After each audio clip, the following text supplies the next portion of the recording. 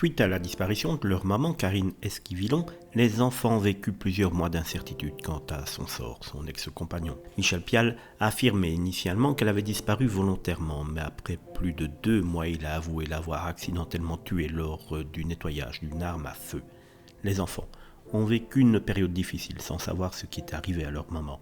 Lorsque Michel Pial a finalement avoué son acte, les enquêteurs ont retrouvé le corps de Karine dans un bois près de leur domicile, ce qui a dû être une expérience traumatisante pour toute la famille. L'autopsie n'a révélé qu'une blessure par projectile d'arme à feu sans pouvoir déterminer formellement les causes exactes de la mort en raison de la découverte tardive du corps. Les avocats des enfants ont exprimé leur attente concernant la poursuite de l'instruction pour faire toute la lumière sur les circonstances du décès de leur maman. Mais vous l'avez compris, les résultats de cette autopsie sont bons pour Michel Pial puisque cela pourra toujours dire et aller dans son sens de l'accident.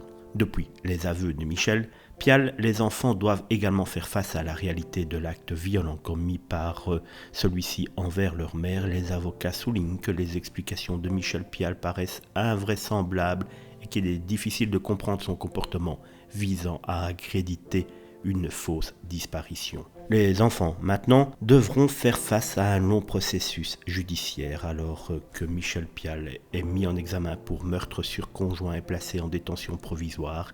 Ils auront besoin de beaucoup de soutien et d'accompagnement pour traverser cette période difficile de leur vie.